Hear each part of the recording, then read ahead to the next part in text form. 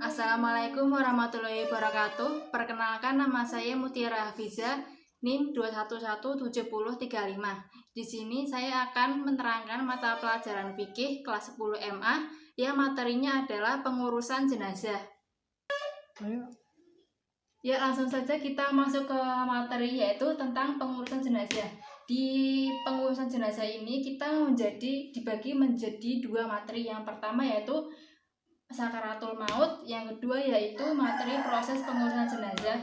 Dan materi yang kedua itu mengenai proses pengurusan jenazah itu dibagi menjadi 4 materi. Yang pertama ada memandikan jenazah, yang kedua ada menghafal jenazah, yang ketiga ada mensolatkan jenazah, dan yang terakhir adalah menguburkan jenazah. Dan ini adalah penjelasan materi yang pertama, yaitu mengenai sakaratul maut. Selanjutnya mari kita simak bersama-sama di layar LCD berikut. Sakaratul maut, gejala saat mendekati kematian atau ketika manusia akan mengalami kematian disebut sakaratul maut.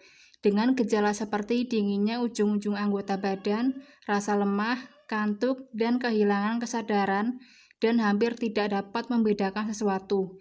Dikarenakan kurangnya pasokan oksigen dan darah yang mencapai otak, ia menjadi bingung dan berada dalam keadaan delirium, yang disebut juga gangguan mental yang ditandai oleh ilusi, halusinasi, ketegangan otak, dan kegelisahan fisik.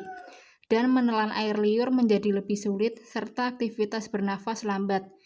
Penurunan tekanan darah menyebabkan hilangnya kesadaran, yang mana seseorang merasa lelah dan kepayahan. Dan itu adalah penjelasan materi mengenai sakaratul maut. Jadi sakaratul maut itu adalah proses dicabutnya nyawa dari raga seseorang ketika akan meninggal dunia.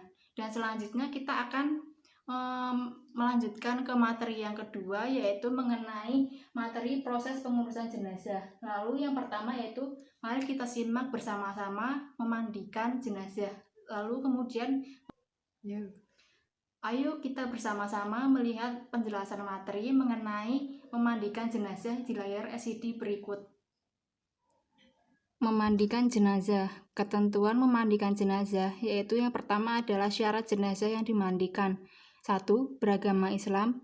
2. Tubuh atau anggota badan masih ada. Yang ketiga, jenazah tersebut bukan mati syahid. Dan selanjutnya yaitu yang berhak memandikan jenazah. Yang pertama, jenazah laki-laki yang memandikan laki-laki dan sebaliknya, kecuali suami atau istri. Yang kedua yaitu jika tidak ada suami atau istri atau mahram, maka jenazah ditayamumkan. Yang ketiga, jika ada beberapa orang yang berhak, maka diutamakan keluarga terdekat dengan jenazah. Nah, itu adalah penjelasan materi mengenai memandikan jenazah.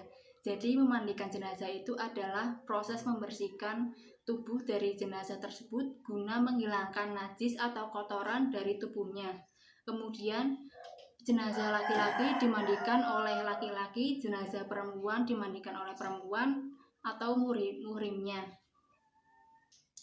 Yang selanjutnya yaitu mari kita simak bersama-sama mengenai materi menghafalnya jenazah. Ya, kemudian mari kita simak bersama-sama materi tersebut di layar LCD. Menghafalnya jenazah. Menghafalnya jenazah harus dilakukan dengan sebaik-baiknya. Ketentuannya ada 5. Yang pertama yaitu kain yang digunakan hendaklah bagus, bersih, dan menutupi seluruh tubuh. Yang kedua, kain kafan hendaknya berwarna putih. Yang ketiga, jumlah kain kafan bagi laki hendaknya 3 lapis, sedangkan perempuan 5 lapis. Yang keempat, sebelum digunakan untuk membungkus, kain kafan hendaknya diberi wangi-wangian. Dan yang terakhir adalah tidak boleh berlebihan dalam menghafali jenazah. Jadi itu adalah penjelasan materi mengenai menghafalnya jenazah. Pada intinya dalam menghafalnya jenazah kita tidak boleh berlebihan, dan sebelum dikafani jenazah, kain kafan tersebut diberi wangi-wangian secukupnya.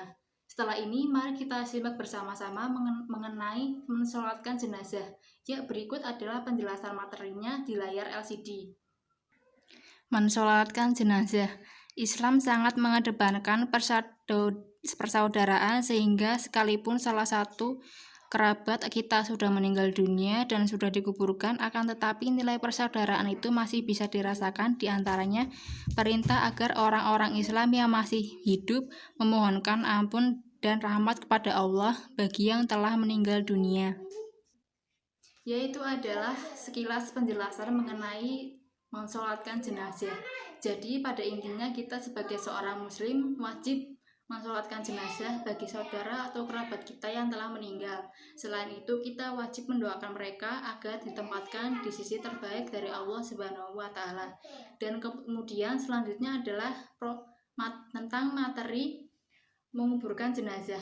Mari bersama-sama kita simak materi tentang menguburkan jenazah di layar LCD.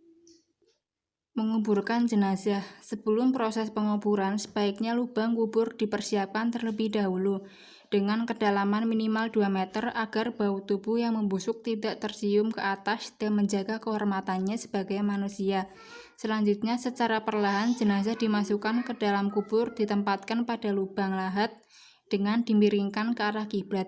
Selanjutnya, tali pengikat jenazah bagian kepala dan kaki dibuka agar menyentuh tanah langsung. Ya, sebelumnya tadi saya sudah jelaskan mengenai penguburan jenazah. Selanjutnya yaitu mari kita bersama-sama menyimak video berikut ini mengenai tata cara sholat jenazah yang baik dan benar.